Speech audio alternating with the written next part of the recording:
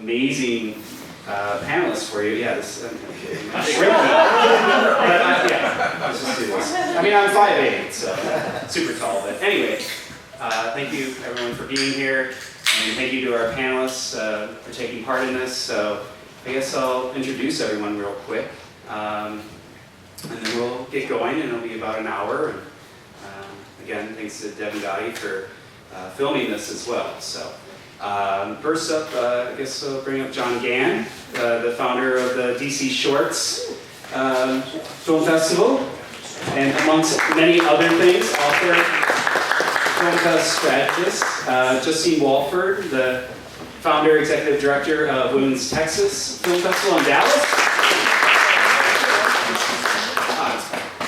Paul Struthers. Director of Programming and Exhibition at Frameline in San Francisco. Beth Barrett, Artistic Director at the Seattle International Film Festival. And our moderator, Executive Director of Inside Out Film and Video Festival in Toronto, Canada, Andria Wilson. Okay.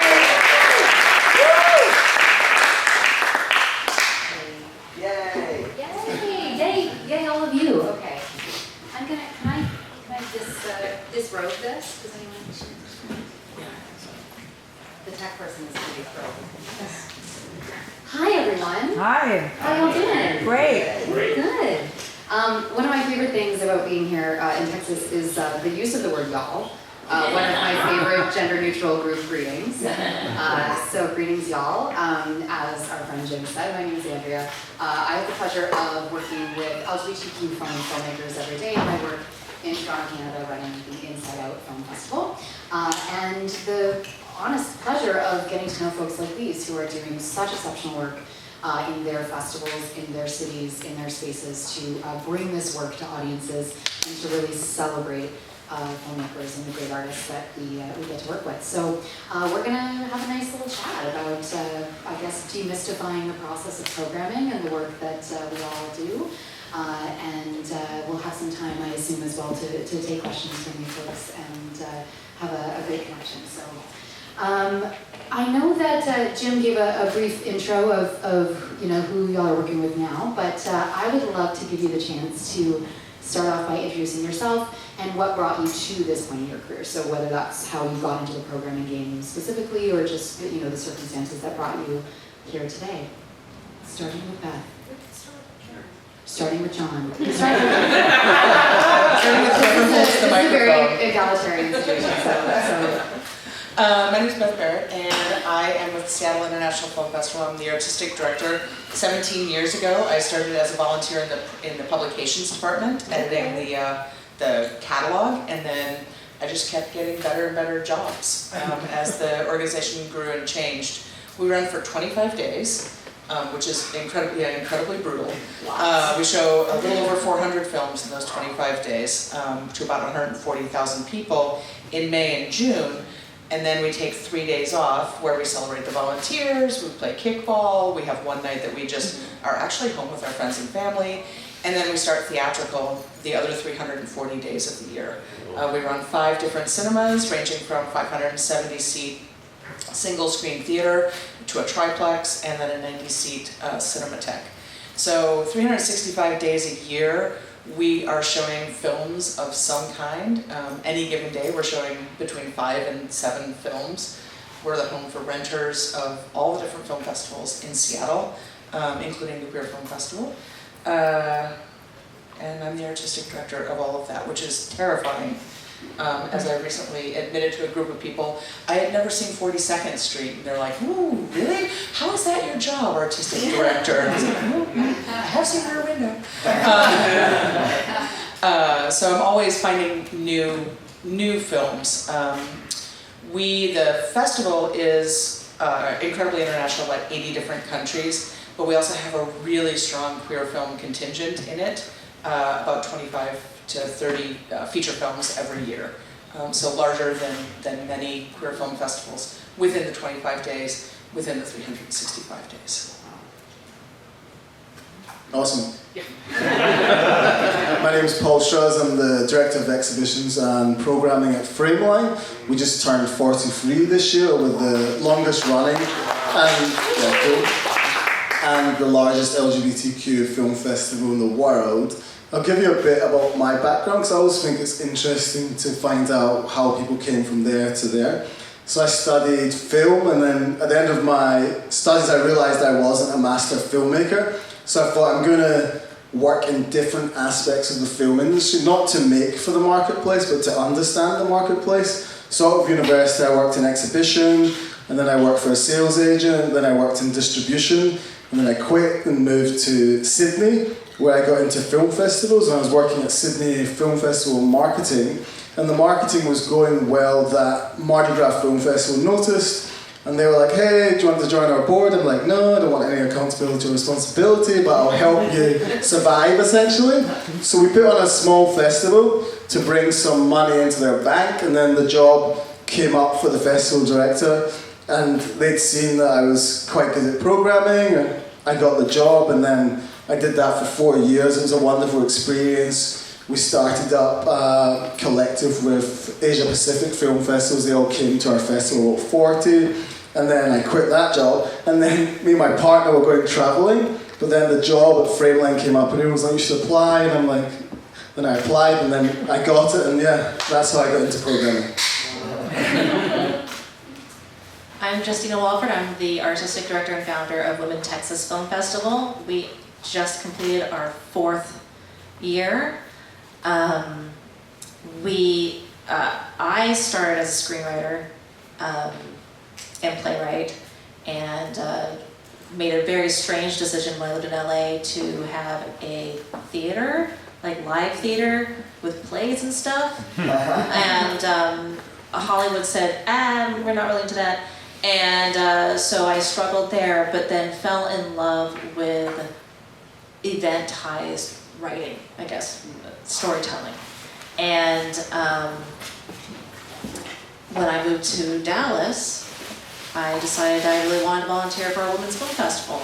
And so I asked around, is there a women's film festival I can volunteer for? And everyone said, no, we don't have a women's film festival in Dallas. And so I started one. So, and here I am, and we have 4 days. We open submissions in December. Okay, that's it. So my name is Gann. I started in marketing many years ago, and about 22 years ago I went back to film school because it was the beginning of digital video, and I had gotten into design at the beginning of digital desktop publishing and marketing.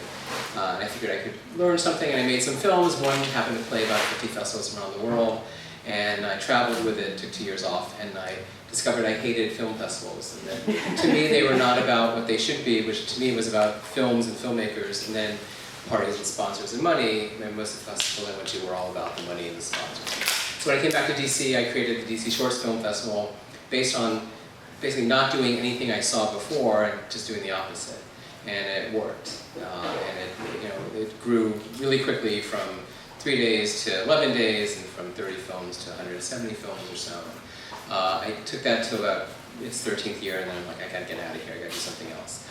So I wrote a book called Behind the Screens, and it's interviews with about 16 programmers from around the world, that's in it, talking about what they're actually thinking about when they're watching your films, why they make the decisions to pick films, what are you up against. And since then I've been blogging for Film Freeway. I've written another book about how to start a film festival, or really how not to start a film festival.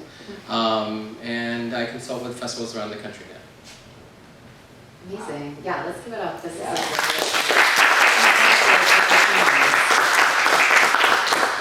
so I was thinking a bit about the elements of the conversation that we wanted to highlight today, and I love that in this group we've got folks that are programming within a queer space, but also in Beth's case, in John's case, within a mainstream space. And I think we talk a lot about how we're elevating filmmakers of marginalized experience across all of those spaces. So I'd love to chat a little bit about that, and I'm going to start with Beth again. I'm sorry, I'm going to make John pass the microphone down, but just to chat a little bit about, like, within your work, the ways that you're working to support LGBT filmmakers, but how that differs from a mainstream space versus a space like this. So a space like this is super fascinating because it's bringing together filmmakers and people who are interested in one part of filmmaking in the queer filmmaking space. It's when you're working in the mainstream space, that just becomes one of the many things that we're thinking about, is making sure that there's solid across the board queer representation across the world, because one of our big focuses is countries. Last year we showed films from 82 different countries throughout the world, which is a lot. I'm always like, Marshall Islands, yes, let's book that film, it's another country. It's a terrific film, exactly. It's like, we've never had a Marshall Islands film, that's awesome. It was pretty good. It was about 5 or 6 years ago. It was about the water was rising because the Marshall Islands are sinking. Well, they're not sinking, the water's rising. Anyway, I had a little coffee just before this. Over the course of the 17 years I've been at SIP, we have always found a space and made a space for queer stories within it, because what we're doing is celebrating the best film that year across all genres, across the entire world, across the span of length of film, 1 minute to 190 minutes. Don't make anything more than, well, I would say 87. Jenny Neighbor is like, oh, if your short's over 15 minutes, I'm not going to watch it. It's like, I don't know. At the Sydney Film Festival. Funny story, I also worked for the Mardi Gras Film Festival. I was the volunteer manager. I hadn't worked in Sydney but about 4 days, and they're like, would you like to get some volunteers for us? I was like, sure, what neighborhood should I go to? I don't know. But making space within that mainstream festival for queer stories, we're able to, 17 years ago, it was like, we're able to sneak those stories in front of the film festival nerds, the people who are just like, I just want to see all the films possible, and suddenly they're like, oh, I would never have chosen to go to that film, but I loved it, because, we're just like, here's this amazing film, and it happens to be from Cuba, and you want to see a film from Cuba, and so we're like, now we find that our audiences expect us to have that kind of sensibility, that they expect to have an incredibly broad queer storytelling space, because we are telling the best stories from the world, and there's no way that we could leave those voices out, nor would we want to. So it's a really, it's really gratifying now to have that expectation, because we could never go backwards, nor would we want to. But the fact that there are so many queer stories, and so many stories that are just, they're international, and then they have a queer character, which in a queer film festival, that's enough, it's enough, but in a mainstream festival, it happens, and it is, and the reason that it's been selected was that it might be something completely different. And so earlier on, it was more of a sense of responsibility to not leave those stories behind. Now it just is part of what we are, and part of what our audience expects us to do. That's so interesting. I love that point around, I think so much of the work that curators and programmers do, it's about our relationships with our audiences, right? Whether that's challenging them or rewarding them or entertaining them, I mean, all of these things. And I know, Paul, something we've talked about in the past is, the ability to sort of use your platform as a programmer to challenge your audiences by saying, for example, I'm a male programmer and I'm going to put a lesbian film in the opening lineup and, see what comes back, because that's something I can do. So I'd love to hear you chat a bit about that. No, it's so important, because I think when it comes to the LGBT community, we often focus so much on male, cis stories, and something I was really proud of when I worked at the Mardi Gras Film Festival, and it faced a slight amount of backlash, which I don't care about, but for the 4 years I was there, 3 out of the 4 years we had lesbian opening night films, which to me was so important, because 1, you're putting lesbians front and center, 2, they were good films, and 3, if you're putting them front and center, they're going to come to the festival and trust. So therein, we were building that audience and they trust, because before, when they look at the program, is this really for us? Do you know what I mean? Is this just like the gay scene where there's no lesbian bars? Do you know what I mean? And they started coming and we managed to triple attendance in 4 years from like 7,000 to 21,000. And a lot of that was the women coming through. And it's also really looking at the other marginalised community, trans, non-binary, because when I was working in Sydney, I was like, every year, I'm going to keep a chart of how many lesbian films, how many trans films, and increase it. I wasn't increasing it like 50 films, I was increasing it slowly and building the trust in that audience, building the trust in that community, and therein, those folks would come out. And it was actually interesting because after a couple of years, some of the core audience of an LGBTQ film festival, Paul, at first I was really worried this festival wasn't for me anymore, but when they actually come out to see the films, because we're fortunate now the films are quality, that they were actually coming to see the lesbian films and the trans films. And also I think looking further than our community as well, working with Sydney Film Festival to promote, because we play LGBTQ films, but they're quality films for everyone, so I was not just looking at the LGBTQ audience, but looking further. And with Frameline this year, I think what was interesting, I'm sure Andria can talk about it as well, there was a lot of films where the queerness wasn't so present in terms of it was about a queer character, but it wasn't around the struggles of being queer, such as Before You Know It, which was a really fun comedy that played at Sundance. And it's about two sisters, one's queer, one's not, they lose their father. And the start of the film, the queer character's on a date with a woman. At the end of the film, she's on a date with a woman, but the rest of the film there's nothing about the queerness. And people were like, is that a queer film? Like, she's a lesbian, it's a queer film. And I think it's also about educating the LGBTQ plus audience that if the character's queer, that's enough.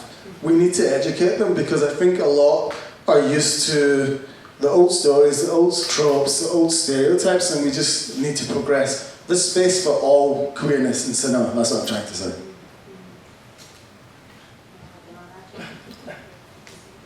Sure. I was just going to make a comment. So I want to break one myth, which is that we program the best films. Because we don't. The truth is, we program the best films that are made available to us. So if you don't submit, we don't know about your film. That fit within the zeitgeist or the brand or the mission of the organization. That are things the audience expects us to show, because if we don't show them something they expect, we won't get our base to show up. There are films that challenge our audience, because we all want to challenge our audience. That fit within time constraints, that play well with other films, because your film isn't shown alone, especially if you're making a short. That are made by filmmakers we support, because a lot of times we want to support alumni filmmakers who have shown in the past. They're made by filmmakers who are respectful, because there are a lot of filmmakers out there who are quite douchey and have proven themselves at other festivals to not be worthy of being invited to a festival.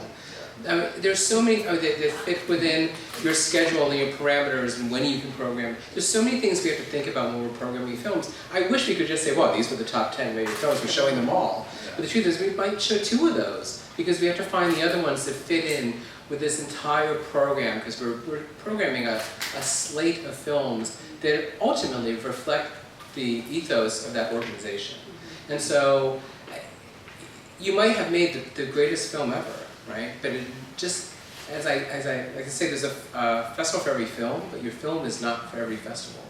And when you truly understand what that actually means and how you fit into the process, I think it makes it a lot easier to start figuring out who you're going to submit to and how you're going to submit. But I also think it doesn't matter if it's a general festival, if it's a niche festival, if it's an LGBT festival, that it's the same for all of us. We're all working under these conditions and these parameters. No, I think it's such an important point, and I think, this is something that we talk to, especially emerging filmmakers, about a lot, is, they get really crushed. My film didn't get into Sundance. And it's like, is it a Sundance film? And they're like, yeah, it's the best film I've ever made. It's like, well, okay, but did you look at the program from Sundance last year? And did you look at all the shorts, and did you read through all the synopsis, and do you know who all the programmers are and what their taste is? And because this work has personal aspects. You know, we follow each other and we follow each other's careers and we see who shows what. Each festival has their own brand identity, their own, you know, their own audience. And, you know, Justina, I'd really love to hear from you about this. The note that Paul brought up about women being a buying power, like women being, you know, an audience. And with, you know, LGBT folks as well, we're very used to sort of being discounted in mass market when in fact we know that we have buying power. We know that, you know, we've seen the successes of these films. So with your case, running a women's film festival, how you see that represented, or maybe any challenges that you faced in even getting filmmakers to show at a women's film festival? Oh, yeah. So one, just to piggyback also what John said, we're a young film festival, so we're still finding our voice. We're a perfect festival to be submitting to, because one, our mission is to show the range of female storytellers, which means anything goes. Like, we want to show everything.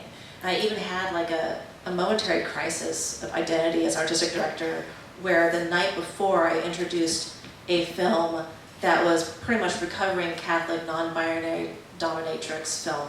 That's not the plot, but it was a fantastic film. And then the next morning I'm introducing a film that's actually about Catholics trying to abolish the death penalty. And feeling that switch, it actually was hard for me, going like, did I like both films? And yes, that's the whole mission, is to show everything. And so what I'm noticing as a challenge is that I think without the research, we just seem like a women's film festival. So oh, well, I didn't do a documentary where I interviewed a bunch of women who are empowered and do something really cool, therefore that women's film festival doesn't want us. Or we're not female focused enough, or our crew was only one female writer, but the director was a male. It's like, that's not at all what we're looking at. What we're looking at is amazing storytelling, that shows range. So the more risks that are taken, the better. And which means that we do take in, obviously, LGBTQ content, but we want more women of color, we want everything, we want to have as much inclusivity as possible. And I think it's exciting every year when I see more women submit films that don't fit that stereotype of what a female filmmaker does. Yeah, I mean, I think in the LGBT space, we talk about that a lot, about queer filmmakers making, you know, quote unquote mainstream work or non-queer work, and how that fits into the context of what we do as well. And I think for all of us, I don't think this is out of bounds to say that what we're invested in is supporting a filmmaker through their entire career, whether they are making, you know, film that is about our community, or, you know, no matter what, it's coming from their lens, it's coming from their experience. And I think there's an inherent queerness to queer filmmakers' work, even if it's a big studio film. That's just my 2 cents. So other than, and I know John has a lot of feelings about this, I imagine, other than telling filmmakers things like read other festival programs, which I feel like I say constantly, like look at what is in each festival and what the specific tastes of those programmers are, what is, you know, the advice from a programmer, John, that you like to really give to filmmakers about how to make their submissions stand out, or how to navigate the space? Really know what your film is actually about. We were talking about synopses earlier. There's so many synopses that filmmakers write. Might have been your intention when you were making the film, but the final film is not that at all, at least to new eyes. You know, I read a synopsis, oh, this is going to be about blah, blah, blah, and you watch it, you're like, my God, this is a film about loss and all kinds of stuff that was never mentioned. I don't think the filmmaker necessarily intended, but that's what was edited and came out. A really good synopsis is so critical. And you may not be the person to write it. Find someone else to write it for you. But, you know, a logline that's short and succinct and doesn't start with "it's about a boy who does blah blah blah blah blah." You know, just jump in with the action verb and go from there. Really good images. I can't tell you how many submissions I get, which is just production stills, but there's no actually, you know, stills from the film itself. Really good images, because ultimately an audience is going to look at that image on a website or a program, and that's what's going to sell it, much more than the description of the film anyway. So what is that image that's titillating or beautiful or contemplative that makes you want to look at it? But I think a big part of it is your job as a filmmaker is to attend as many festivals as possible, whether you are playing it or not, to meet programmers, to find out what they're actually looking for. You know, we were discussing it with some of the, last week with some other programmers about cover letters and how Film Freeway sort of hides them, you don't necessarily see them, and that I'm like, I never really read them anyway because I find them completely useless. I just want, you know, I want to just give my screeners or whatever, I just want to give them the basic information. You know, it's 4 minutes and 7 seconds long, and it came from this country, and you know, it's a filmmaker we'd never heard of before, and let them watch and judge from that as opposed to everything else. But it's those personal connections. If I get an email from a filmmaker I haven't heard from in years and go, hey, I have a new film and I want you to watch it, or I'm not even going to submit to you, I just want your opinion on this.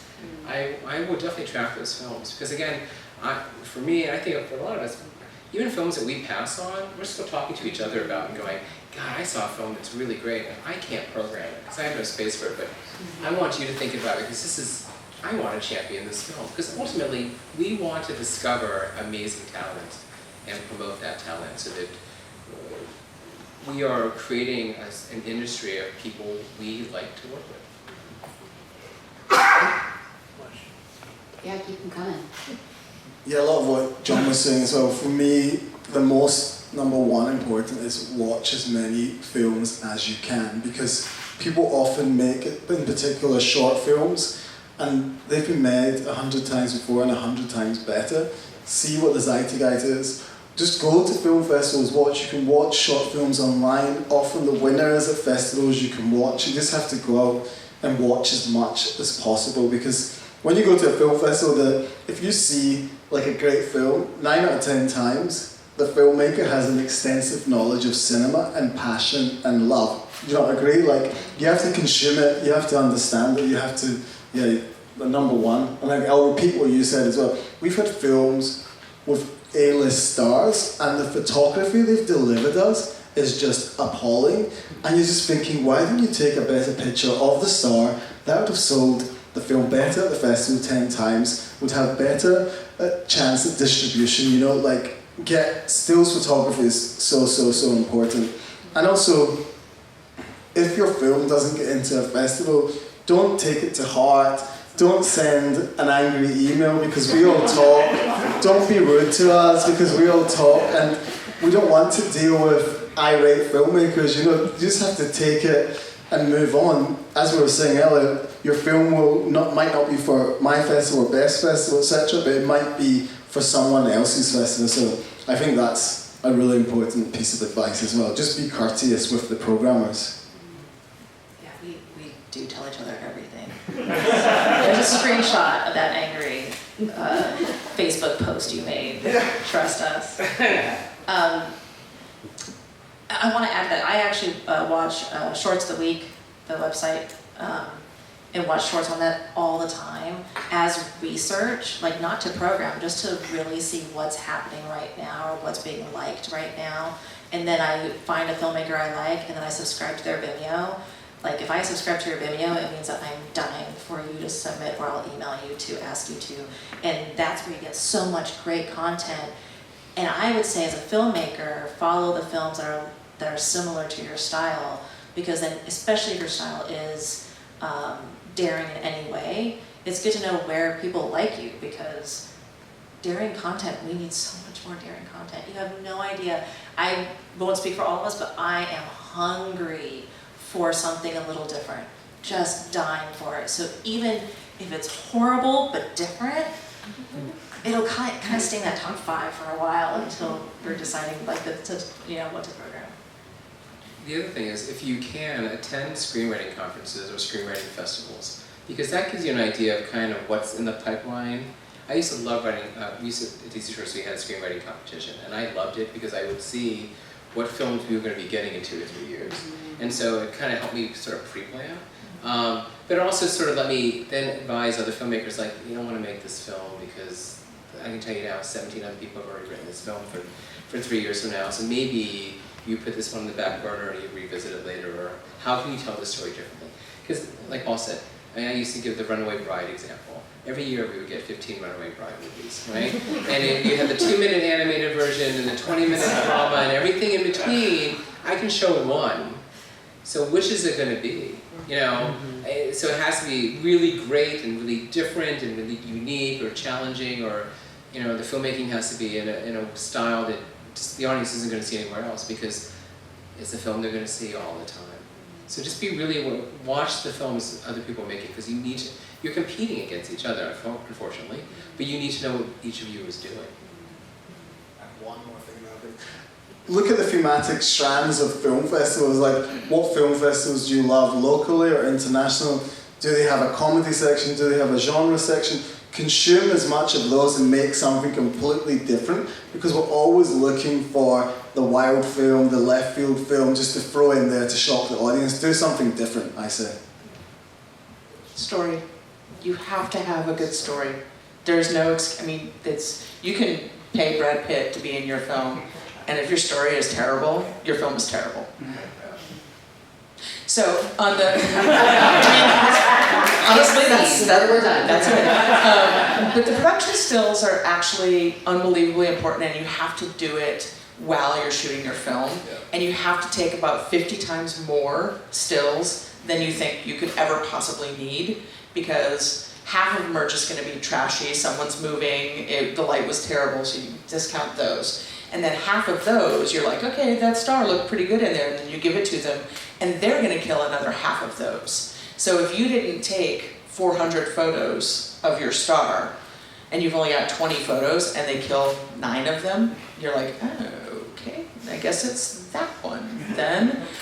So planning ahead and just thinking about it, thinking about where you want your film to go and why you're making it. You could be making it to go to festivals, you could be making it to sell, you could be making it as a character study for a feature that you're doing, or for a live theater play that you're doing, or you could be making it to see how you work with a cinematographer. There's lots of reasons to make a film, especially a short film, as practice, just as something fun to do on Saturday. But know why you're doing it, and plan for where you eventually want that film to go in your ideal world, and where you think, where you think it's going to fit. Do you all have films that you didn't take that you regret? Yeah. Yeah. Every year we like turn away, oh, that film was trash, and then it wins an Oscar, and you're like, yep, okay, that one's on me. That's part of this whole, it's subjective, right? The work is subjective, and it's also contextual. Sometimes we're watching, like you say, 10 of a certain kind of film, and they all get submitted in the same week, and we watch them all on the same day because we're on these ridiculous timelines, and so you miss, Well, and we get about, 5,000-6,000 submissions, and so we're funneling them to a lot of different people, and we're trying to say, all right, we know that Jim likes, Asian film and experimental film, so we're going to try to give him all of those. Might? I don't know. I just always happen to be looking at you, and I knew your name. But it could happen that he gets a road comedy from Latin America, and he's like, oh, that's not really my thing. So we are trying as programmers and viewers to give your film the best possible potential to our festival as we can, but sometimes, 2 of the wrong people watch it, or they watch it on days that they were both really hungover, or, the lead character looked like their dentist, and they're just like, I just can't watch this. And, which is why we have 2 people watch everything, because we're human beings, and we all bring our own biases to things. Like, I can never watch horror films.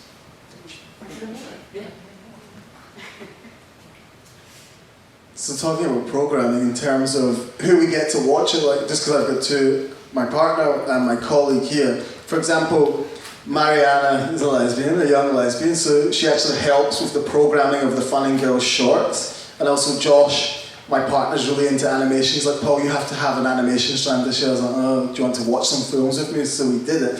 I think, as you said, utilising people that will have a different perspective from yourself, because as you said, we've all got one different perspective. It's good to have a variety of ideas. In terms of Frameline, when it comes to program, we have a core staff of programmers, contractors and full-timers, about 4 or 5, and then we have a screening committee of about 60 or 70 folks, and we really try to find a cross-section of the LGBT community, plus community, just so we can see different views, different insights, and it really helps to ensure the program is as far-ranging as possible, you know. Like, for example, we've got Buy Candy, and we've got a filmmaker here whose film was in it, but we don't program that ourselves. We've got 2 bisexual sisters that program that strand, so we do a lot of the programming, but we also farm out as well to gain other perspectives, which I think is very important. And going back to the point, there's always films you regret not playing. Like this year, I think there's like 4 or 5. I'm like, why? Afterwards, and I keep telling Josh about it. He's like, Paul, move on. I can't wait till we go to Josh.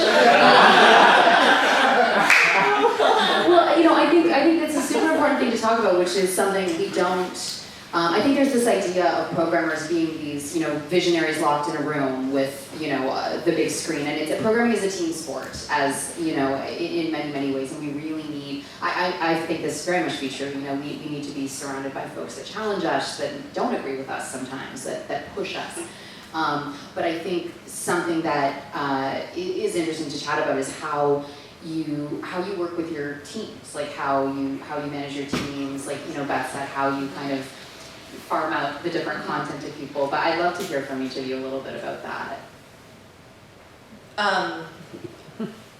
I actually program from my heart and my quirk, which is why I need a team so badly. Because if I just see one quirky thing, I'm like, this is amazing, it's genius.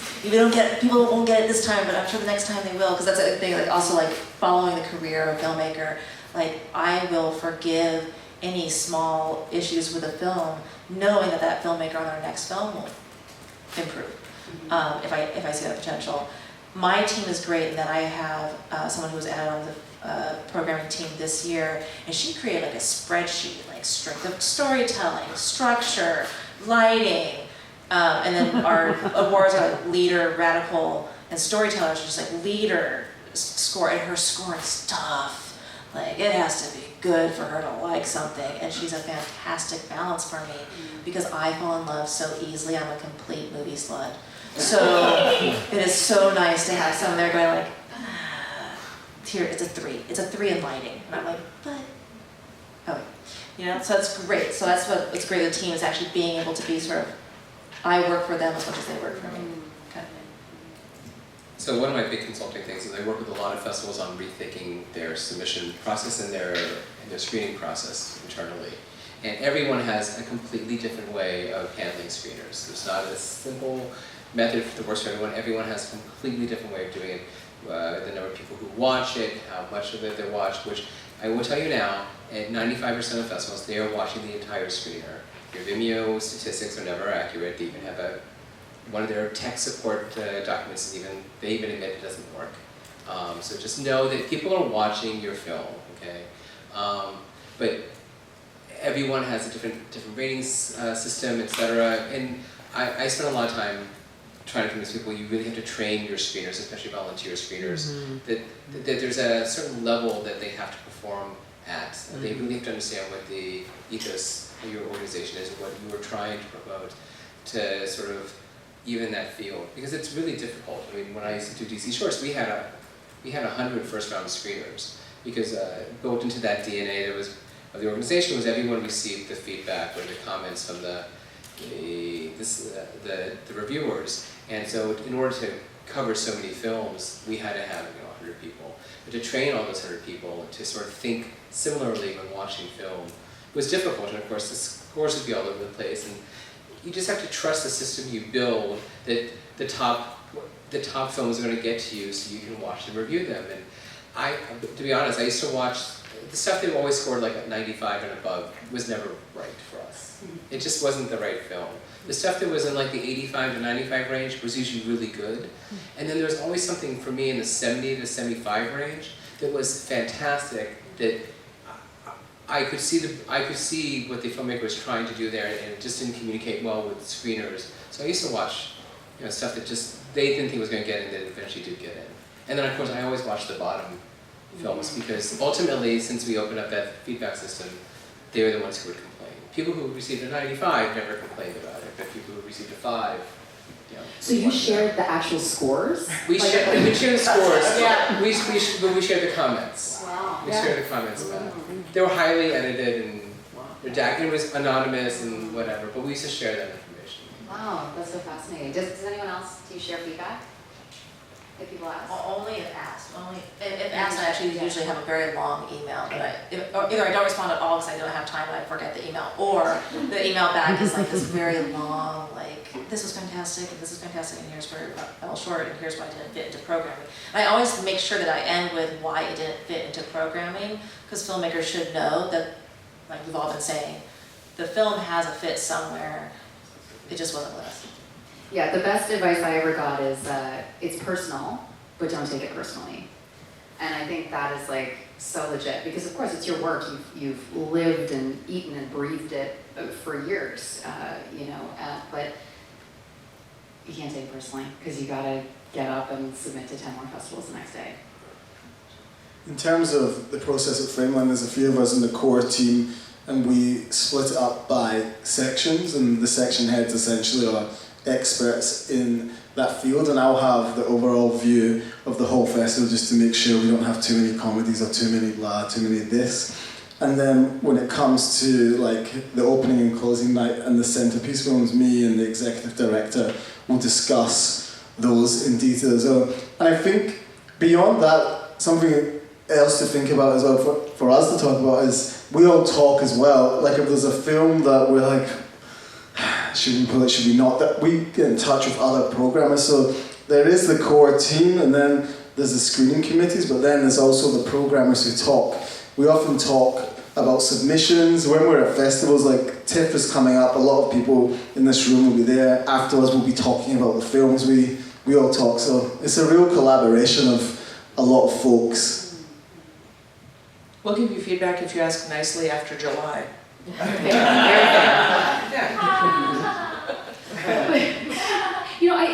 I think it's very interesting, the idea of sharing feedback, or these are all relationships, right? And well, Beth, with what you're doing, you're programming not just the festival, but also the theatrical. I mean, you're seeing people go through many phases of their career. Mm-hmm. So that communication, that relationship building is something that I think the value of that really can't be understated for filmmakers that are first getting out, right?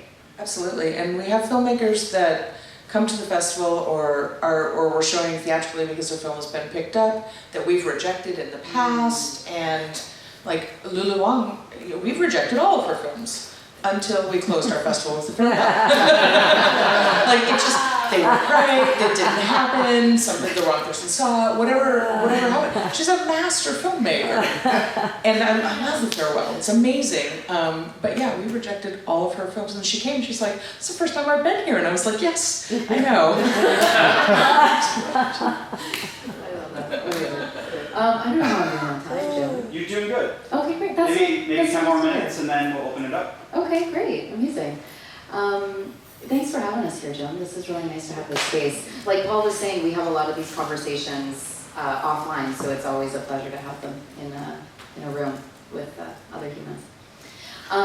So something that I'm always really looking for from these panels is when you're, advice for filmmakers, when you're at a festival with a project, what should you be ready to talk about? So I try to, advise filmmakers, if you are at a festival with a short and your short is a proof of concept for the feature, be ready to talk about the feature. Or if you've got another short that's coming down the pipe, be ready to talk about that. So what kind of practical advice would you, is sort of in your arsenal for filmmakers that are out, they're at a festival like aGLIFF, or, in a couple of weeks at TIFF, what should they be ready for in, one of these situations where you're watching a programmer's panel and then you have the opportunity to come up and chat with people after? If you have a current film, that's good. If you have a film that you're working on, that's great. If you have a film that you would like to be working on and you want to get to know somebody that you want to work with, that's the best. Because you're not just at a festival, you're not just going to meet programmers, you're going to meet a lot of other filmmakers, and you have no idea if the two of you might make a film in the future because you got to know each other. And you're like, oh my God, we're working on the same thing. What if we did that together? So having 3 projects in your mind, what you're doing, what you want to do, and what you might want to do. I think, yeah, attend all the industry events and talk to as many people as possible, because as Beth said, the person sat next to you, the person you meet at the brunch might be someone who might be in your film or might be directing your next film, etc. And also when you come to a panel like this, you've got a chance to meet all of us wonderful people afterwards. Like, now you can get our cards, and then most of us are going to get back to you. Do you know what I mean? So once you've got a personal contact with someone at a festival, I think that's a good way to make sure your film gets in front of one of the head programmers when the film is ready. It's all about the personal connection, because everyone thinks, I didn't get into Sundance, how many short films do they realistically play? They don't play that many. There are other festivals, 80, yeah. So, yeah. I get 8,000 submissions for 80 slots. Yeah. You have a better chance of having naturally occurring fraternal twins in each of your So go make those twins.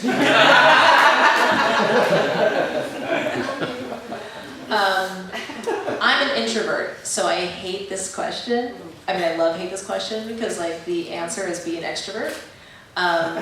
But really, if you are an introvert, the trick I've learned is to take all the cards, wait a little bit, and then reach out to people that you really want to work with or be programmed by, and send them an email saying, I met you here, this was fantastic, aGLIFF was really so cool, and I have a film.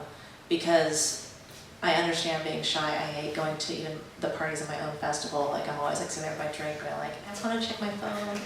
And like fortunately people talk to me, but like it's so nerve-wracking. So like if you are that person, definitely find a way to socialize via email, become a Facebook friend or follow on Instagram, whatever, but definitely get connected to people because these festivals are a fantastic way to start building your family of filmmakers.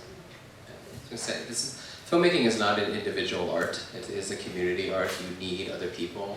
Whenever I see credits that says written, produced, directed, edited by, I know it's going to be a complete disaster. Because you can't do it all, it's not possible.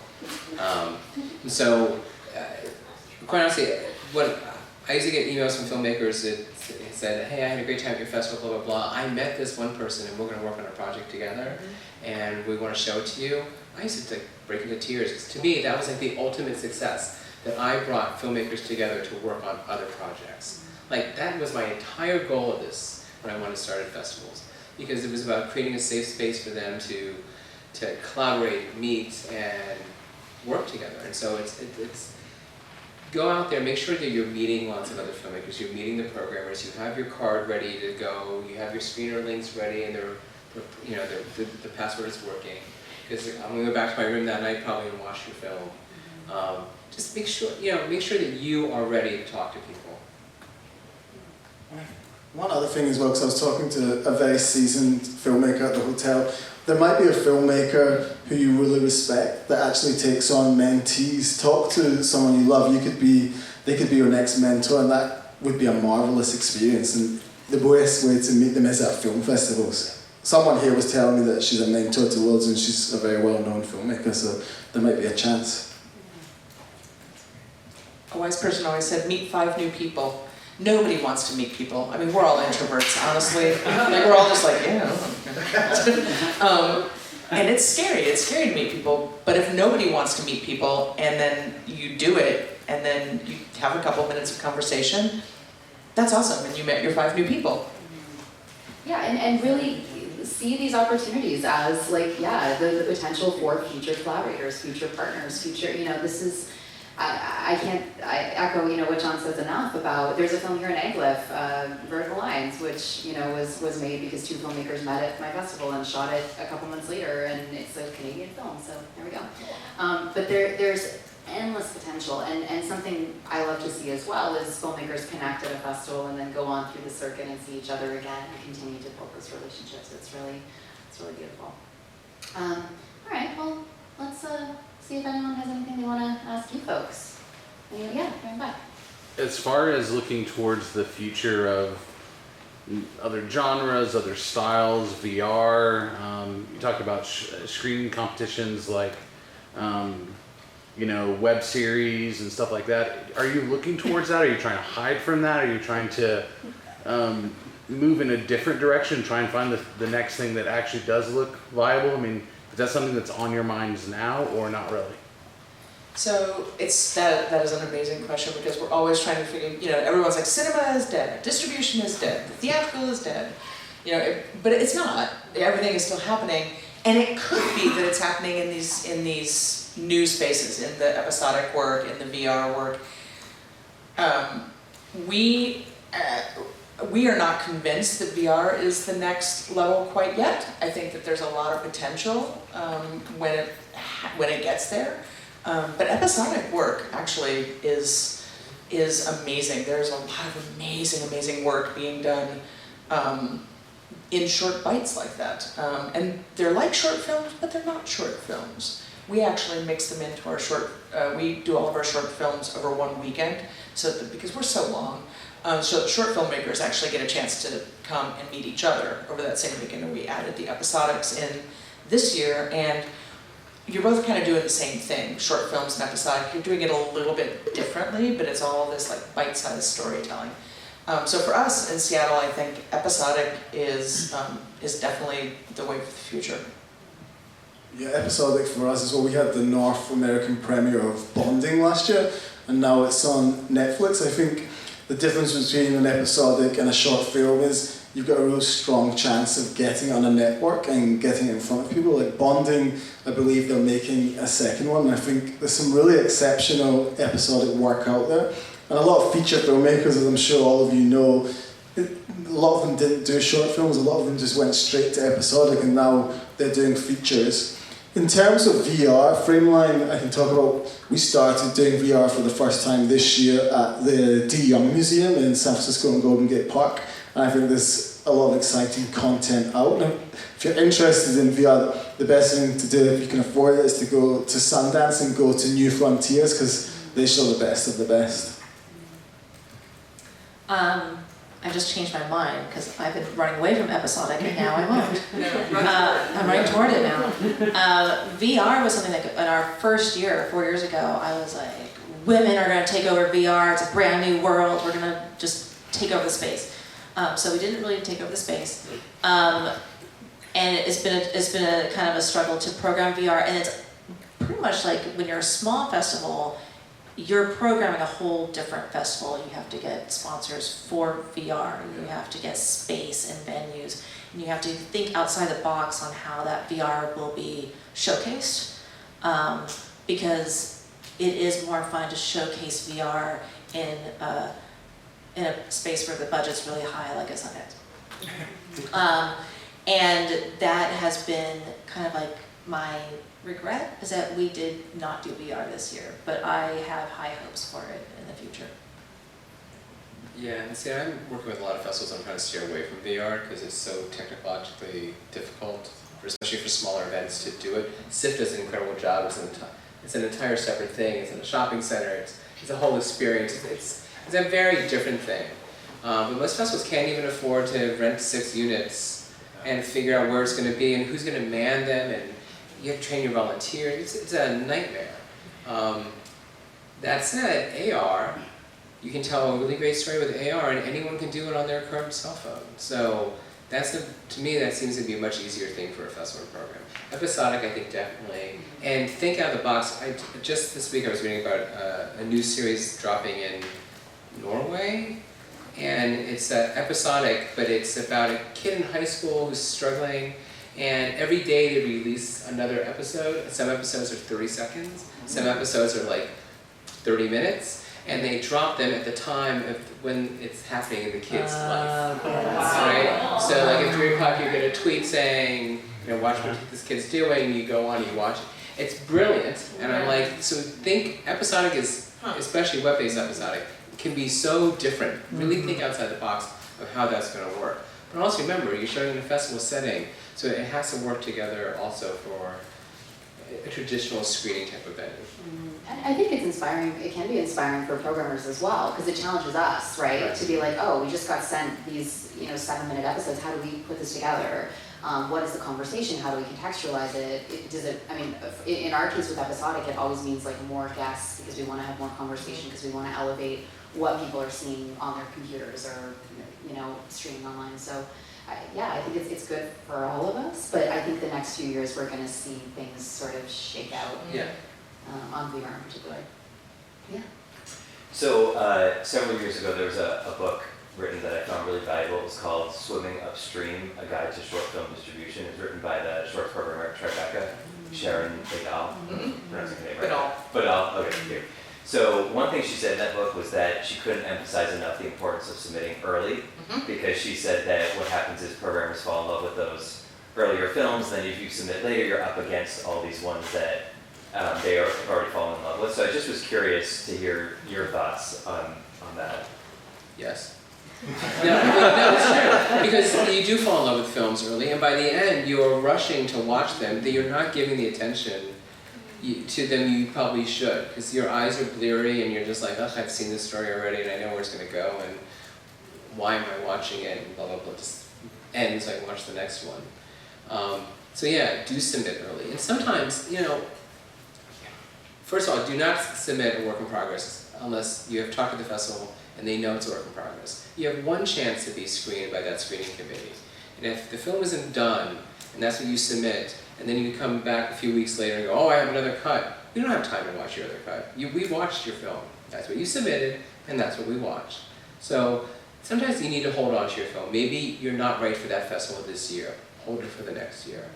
That produced by date sometimes can be fudged, and some festivals really don't care because they'd rather have a quality film, a good story, than not. But yeah, don't submit super late because it's just, you're competing, the competition is just way too fierce at that point. Yeah, I mean, we're only in our 4th year and there's so many amazing short films we have to turn away, and it is because a few short films, exactly what she said, we get fallen in love with and we want to program around those. So we're looking for things that match. And if there is a short that comes later in the same genre or the same theme, and I think with Women's Film Festival, I don't know if this is actually, maybe this is all film festivals, there becomes a zeitgeist topic, right? Like when Me Too started, it was like that 80% of our submissions were somehow related to that. And so the moment I fell in love with one short film about that, everything else had to compete with it. And that's tough because you want to program the best, but we're human beings. We do, like we were watching 20 short films at the end of our programming compared to the 2 early submissions. They're going to get a little more special treatment. Yeah, I've got a different opinion just because we do it a bit differently at Frameline. We focus on the features and documentaries and episodics, and then in the last couple of months before we lock the program, that's when the programmers move over to the short films. So for Frameline, it doesn't really matter when you submit as long as you get it in on time. But I think what's important, especially for festivals like Frameline that have thematic strands, highlighting in your submission what the genre is, who is the audience, and also who is the film about in just simple terms, because then when we're looking to fill our comedy shorts or our bisexual shorts, we know where the films are easily, because sometimes tracking through 1,500 films takes time to find them. Yeah, I submit early. If your film is done and you're proud of it and you are like, this is my film, why not save yourself $15? Submit early. I mean, honestly, there's early bird things. Programmers are go get them. We're gonna watch films today. This is exciting. As opposed to, between January and February 1st, we get probably 70% of our submissions, and then we have to close on March 1st. So we're watching all of those films in 2 months.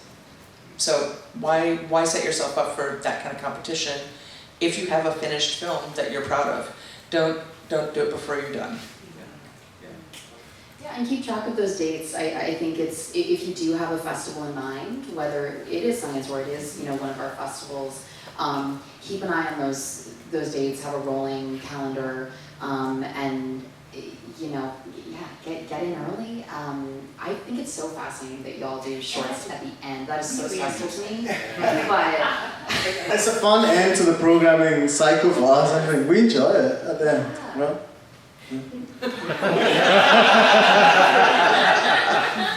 did you do it at the start? we do it first because it's easier to confirm shorts first. The features take so long for us. Ours are happening simultaneously with 2 different groups of people. Yeah, same. But I don't know, and I feel like I have a Canadian complex too. Like, it takes us so much longer to negotiate everything because we're such a small market and we can't close on the international partners and stuff. So the shorts are like the joy because y'all just submit them and then we're like, yay, right out of the gate, we'll take them.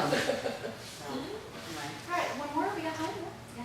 So y'all are established in your careers. Do you have any advice for people who are trying to build careers as film programmers right now? It's such a intensely competitive and amazing job. I think that's a great question because before I worked in programming, it was always like, oh my god, programming is so far away, there's no way. But once you're in it, there's so much you learn about the opportunities. I think the most important thing I've learned for someone who wants to start out in programming, look at the festivals you love locally or internationally in your country and just contact them with a passionate email saying you want to join their screening committee, say why, and there's a chance you'll get on. And then once you build up a CV of being on lots of screening committees, then you can start applying for full-time jobs. From afar, for me, it was like, oh, but now I see there's ways to get in. Yeah, screening committees, absolutely.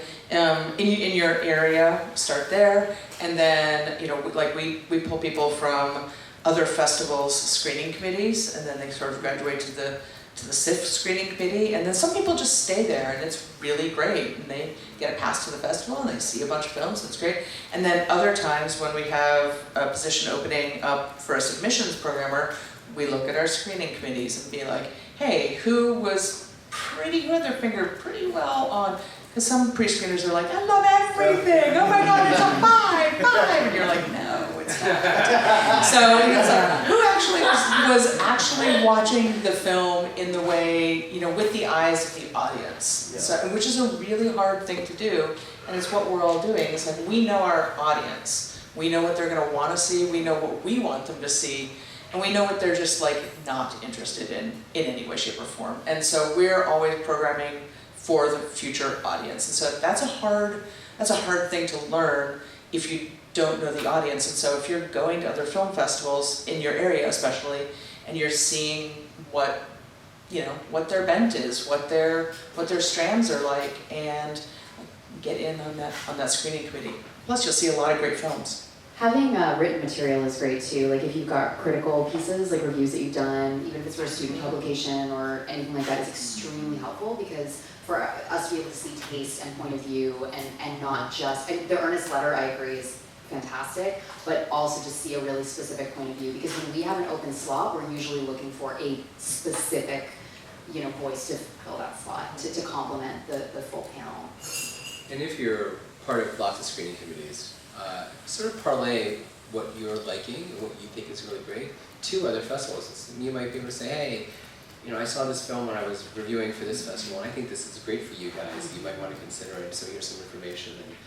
And that sort of puts you above other screeners, like, oh, this one's actually recommending stuff, and oh, I actually liked it. Maybe I should listen to her more often. And so, sort of play that out a bit. I think that would help too.